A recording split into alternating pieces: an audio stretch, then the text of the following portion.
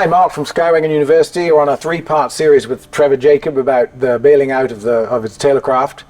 Part 1 was how, and part 1 was why, and part 2 was how, and part 3 is what happened after that. So, Trevor, once the FAA and everybody was all onto you, tell us how it then escalated into the punishments you had to put up with. Yeah, absolutely. So this next section is, the repercussions of my actions.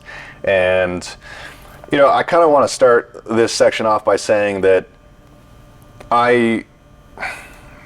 from my own personal experience, I've been hired as a stunt coordinator. I've done commercials for, Google, Nike, Ford, like big companies. I've done all types of tours and action sports stuff all around the world and stunt stuff. So that would mean that being approached by a sponsor to do an extreme sport stunt was not even a weird thing? Not at all. Oh, okay. Yeah. That was just like, okay, they're like, hey, like if you have some creative ideas, like let's see if we can get behind something that you're up to. And that was when I made a terrible decision.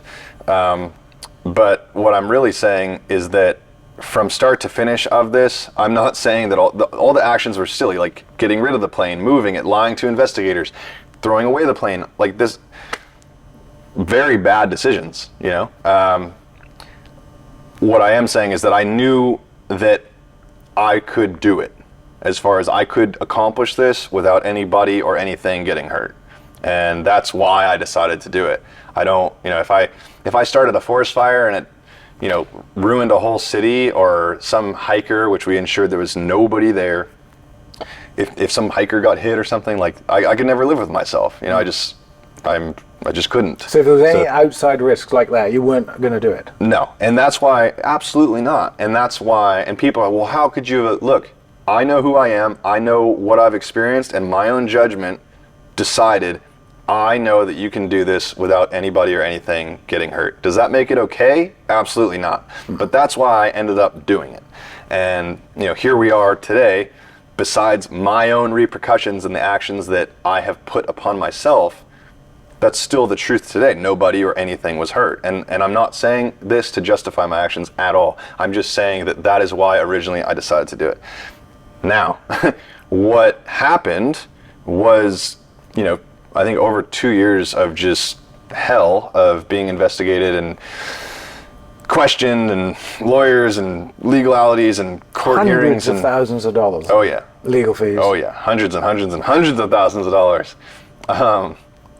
And it was just took me on this journey that, now that I can live to tell about. But at the time, the last few years have been insane for me. Insane. And then, just wondering, I was looking at 20 years in federal prison. That was like, oh, he's going to go to prison for 20 years. That's what lawyers were telling me. That's what the news was, everyone. I'm like, what was the crime for the 20 years? Well, originally there was 5. So I had a max of 80 years. So if I was to take this whole dilemma that I caused, I did it myself, I caused this myself, I have nobody to look at but in the mirror and look at myself. I was looking at 5 felonies, and the total of all of those maximums looked at 80 years, and 2 of those charges were terrorist charges. I can't remember the exact literal the name, the names, abandoning an aircraft in flight. Well, one was intentional destruction of an aircraft. That carried the biggest one, and then there was lying to a federal investigator, obstruction of justice, and a couple others. I just don't remember. But that one, I was like, oh my gosh, you just ruined your life. So how did it escalate into going to court? And well, they just started their investigation, and at first it just started out as like a civil thing, and we were like, all right, we'll just figure this out. But then, all of a sudden, one day they just showed up to my house and just warrants, boom, federal police, undercover cars, like a whole raid, and they just asked for my phone. And I was like, yeah, like you could have just called me and had me say, I'm not like, yeah, here you go. So how long after the actual crash was the raid? It's like probably 6 months or something. But the video had been posted, so just to get the chronology right, there's the crash, and then how long till the video? I posted, I think 2 months later. Were you in doubt 1 month later. about doing that? Sorry? Were you thinking, Should I? Yeah, I was like, I shouldn't post this. This just feels wrong to me. But then I had, I'm not saying that this is okay, because I'm telling you and I'm owning up to saying how stupid this was, and that I take full responsibility for this whole chapter of my life being just crazy. But I had lawyers watch the video and they're like, yeah, no problem. They said post do it. Yeah. So let's just make it clear. I have a new legal team behind this. And I want to also say, my lawyer that got me out of this whole dilemma is out there publicly as my lawyer in, I think ABC or New York Times, LA Times articles. So you can find out who my lawyer is. She saved my life. She literally, I was looking at 20 years and I got 6 months. I only ended up doing 4.5 months of that. And I'm not saying that... And you lost your pilot's license too. Then I got it back, and then I got it taken again. But to get it back, you had to retake the check ride and you had to start again. Yeah. So it went post, or it happened November 2021. I posted the video December 2021, and then the raid happened maybe in February or March, and then I was just like, look, let me know how I can help. I started to really cooperate with them and just be like, how can I make this right? I started to realize how serious this really was, and I think it took about another year to have my first court hearing, I think, somewhere in there, and then there was another maybe 6 months until I actually had sentencing, and then it got delayed again. So there was like this whole, it was a process, and that was honestly the worst part, is just wondering. And then thankfully to Judge Walter, who was my federal judge. What was it like on that day? Sentencing, you're standing there. Like, my life is just teetering on the edge of, the steepest cliffs on both sides. Or maybe like land on one side, and then a super steep cliff. And I'm like, all right, am I going to be able to walk to safety, or am I falling off this cliff? That's kind of how it felt. So you didn't know whether you were going to get probation or 20 years? Exactly. Literally, the first thing that Judge Walter said was, defendant, you understand that I can exercise my rights as a federal judge. You understand that I can choose to give you probation today, or I can choose to give you the maximum of 20 years in federal prison. And I get the chills just now, because I'm like, yes, sir. It's like, that is the craziest swing of waiting to see, the judge's words come out of his mouth to see what's going to happen with my life, is an adrenaline rush like I've never felt, 6 months. Yeah, so, what was crazy is originally, so the FAA gave me my license back at 10 months after the suspension, because there was supposed to be a year, but then I was working with them so well. Like, look, they gave it back early, and then I had to go retake my check ride, retake my written. I got my license back. They issued me a new license, and then actually in court, the prosecutor were arguing, he should never be able to fly again, which I'm sure a lot of your viewers also agree with it. As far as, they gave it back. And then the judge actually was like, well, the FAA gave him his license back, so, he's going to keep his license because they're best suited to make that decision. And the prosecutor, didn't like that. But I was like, wow, like, he's willing to, be on my side, kind of. This is, I don't know how this is going to go from here, but that was the first thing that happened on that day. And then it came to the actual charges and the sentencing, and I basically made a speech to the judge, and I explained the circumstances, and allowed some recommendation letters. Not a jury, is that? No, because I didn't go to trial. So what I was saying about the 80 years is that if I chose to, which I met multiple people in prison that they went to trial, and apparently, if the federal government convicts you of something, like, they have you're guilty, so you never want to fight the federal government. And that was made very clear to me from my new lawyer, who saved me. So I was like, okay, well, then we're definitely not doing that. But let's say I did go to trial, I tried to fight the charges, and I was found guilty of all those charges, then I would have potentially had 80 years in prison. So, I was like, no, I plead guilty to whatever. And then they dropped it just to one charge, and basically, the judge actually said, I'm sentencing you to 1 year in federal prison. And, my mom's crying, and there's just like this whole thing in the courtroom. There's people watching. There's people there that wanted to watch. It was a public courtroom that, had nothing to do with me. But of course, my close family and friends were there. And then I'm like, damn, I got sentenced to a year. Like, it's not the best, it's not the worst, that sucks. Like, I'm gonna spend a year in prison. And then he said, do you have any final words? And I read my final words that I had pre-planned and, spent some quality time writing, and I just bawled my eyes out. I'm not afraid. I just like crying, like, this is really where I got myself. I made this terrible decision, and now I'm bawling my eyes out to a federal judge in court, and like, he's just like, you can see my eyes right now. I'm kind of getting a little like, because I just bring myself back there, and I'm like, damn, that was so crazy. But he said, I think your remorse is heartfelt, and judge's discretion, 6 months. So he let me self-surrender, actually here to the Lompoc Federal Prison. Oh, local, okay. Yeah,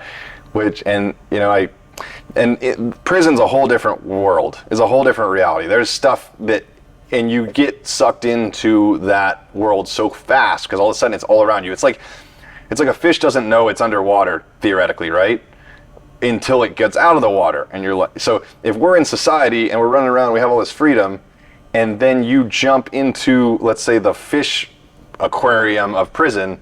I mean, after a couple weeks, you kind of forget that you're in the aquarium, if that makes sense. Like you kind of forget about the outside world really quickly. You adapt. Yeah, it's kind of a bad metaphor, but whatever. It You works. have to if you're in for 30 years, but... Yeah, but it happens quick. Or after a few weeks, you start thinking like, man, do my friends and family remember me? You only get, barely talking, like, so that was wild, but I forgot kind of where I was going How did you get it from 6 to 4? How are you Yeah, that's exactly where I was going, is that, people are smuggling drugs in there. I'm sober 10 years. I've never had any alcohol or drug problems at all. I just would casually drink. I just decided to stop 10 years ago.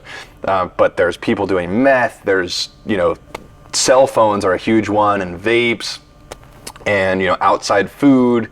And a lot of the whole thing's so super corrupt. So whether people are, having it smuggled in or through cake with a file in it, through drones, or guards that are corrupt guards. There's all types of stuff going on in there where if you get caught with doing that kind of stuff, they're going to add time onto your sentence by a lot, or potentially.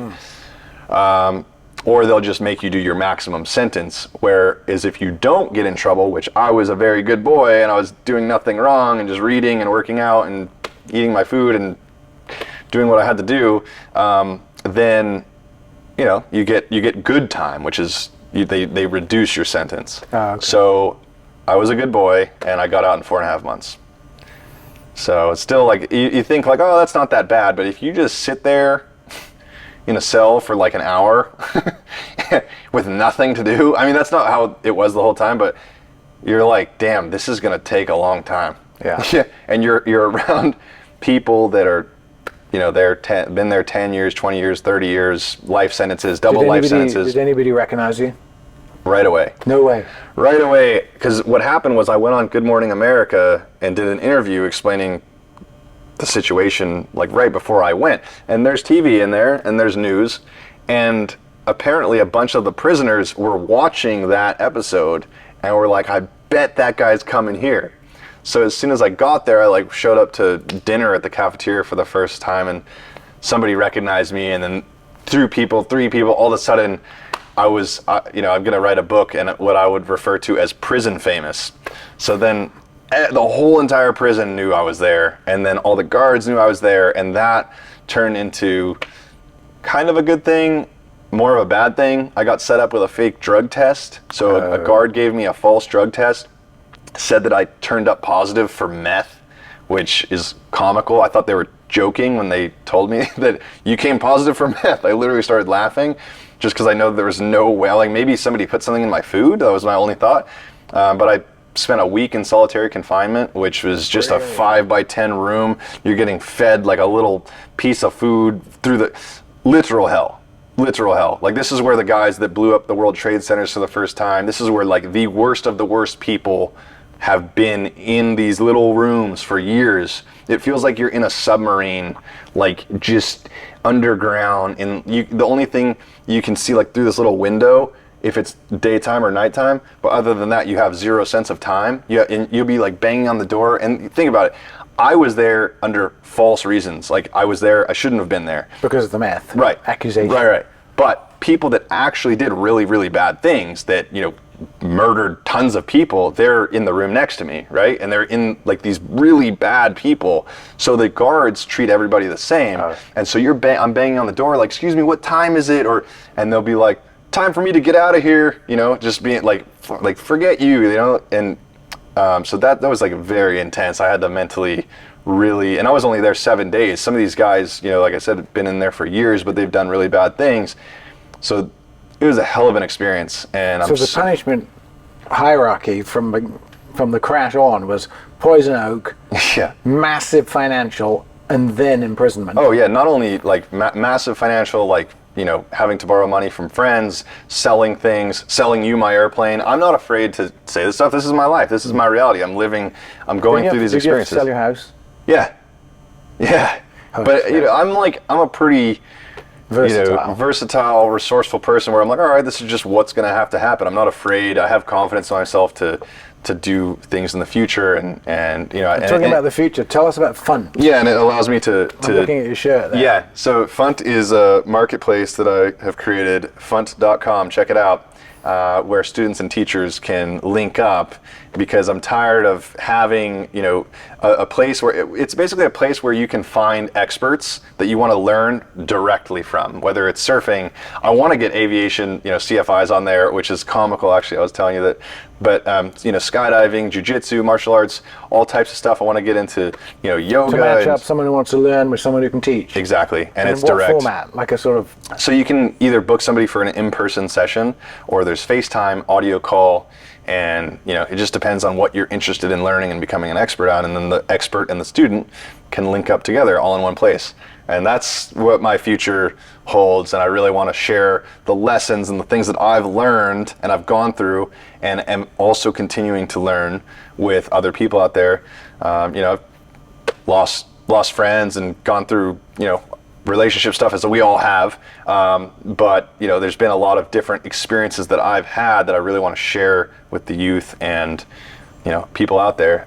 But just to backtrack for 1 second, what I was saying about the escalation of poison oak, prison, financial loss, reputation tarnished, like all these different things that I've experienced on such a extreme level, that I was telling you, it's pretty hard for me to not have learned my lesson and realize, like, look at the path that you just put yourself through. Well, you said that you realized you regretted what you'd done when you look back at the plane. Yeah, and then it continued. I'm like, okay, I'm getting like new charges. Okay, I'm getting demonetized on YouTube. Okay, I'm getting a $100,000 bill for this, a $100,000 bill for this. I'm getting like, okay, and it started to not become funny, but in a way, like comical, of how, like, when does this end? Okay, now I'm going to prison. Okay, now I lost my license again. In prison, I got a letter from the TSA and Department of Homeland Security saying that I'm a threat to national security and that they're revoking my license again. Will you get it back, do you think? We'll see. I'm talking to them, and my lawyer's talking to them, and we'll see what happens. Because you're probably the least likely person to jump out of a plane. Absolutely. Yeah, but ever. Yeah. So you'd have to, and that's the thing, I just want to tell people out there, that I apologize for my actions and how they may have affected them. Also, I've definitely learned my lesson. I mean, God has literally beat me to my knees. Like, besides dying or being permanently injured, there's really not, or losing a lot of, loved ones, like, nothing else really could have happened, right? Like, I've lost everything. I've gone to prison, reputation, like, I was making quite a bit of money, like, not crazy money, but decent amount of money from some YouTube stuff, and not that it's, I'm working on other things now, but I've learned my lesson. How old are you now? I'm 31. I just turned 31 in August. 31, you've got 65 more years. Yeah. So learned. Very interesting. Anything we've overlooked? Do you want to say, or I mean, No, I'm just happy that I love the serendipity of us, connecting again. And Mark's a great guy that has always been so helpful. He sold me my first plane, and then when I said, hey, I'm thinking about getting something else, or I broke my back actually on a dirt bike, I needed to get rid of it, needed to pay other things.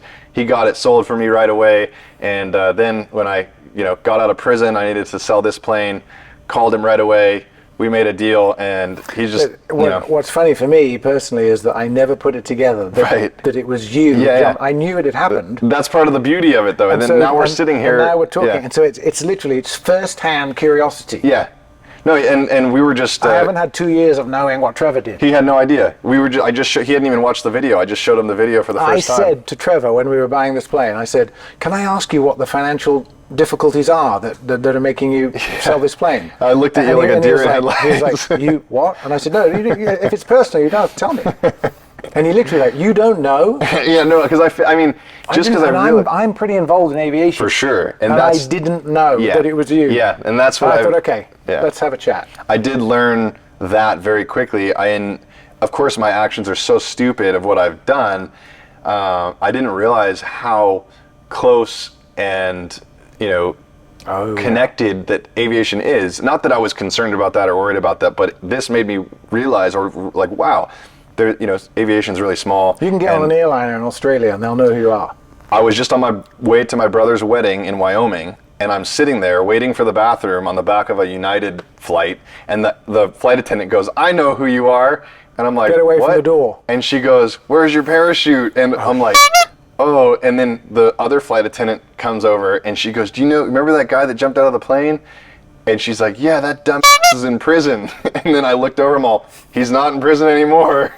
She's like, "That's you." So I thought that was hilarious. But there's a lot of people who don't want to joke about it, talk about it, laugh about it. Yeah, there are a lot of people that are affected by it. For sure. And like I said, to those people that are affected by it, like I had a lot of growing up to do. I in no way meant to take anything away from aviation. I made a massive, massive mistake that I apologize for from the bottom of my heart. I've learned every possible thing, at least I think. I've been to hell and back for this thing, and I just, am really excited for the next chapter of my life and to move on. Well, Trevor, thank you very much. Mark, it's a pleasure. For spilling the beans for us. Yeah, it was a pleasure. Thanks for coming down. Yeah. So all right. This was Skyway University interviewing Trevor Jacob about his tailcraft crash. If you liked it, we have other videos, not as interesting as this one perhaps, but other ones about different planes and different interviews. And we have a subscribe button and a little bell you can click on for future videos. So thanks very much for watching. See you guys.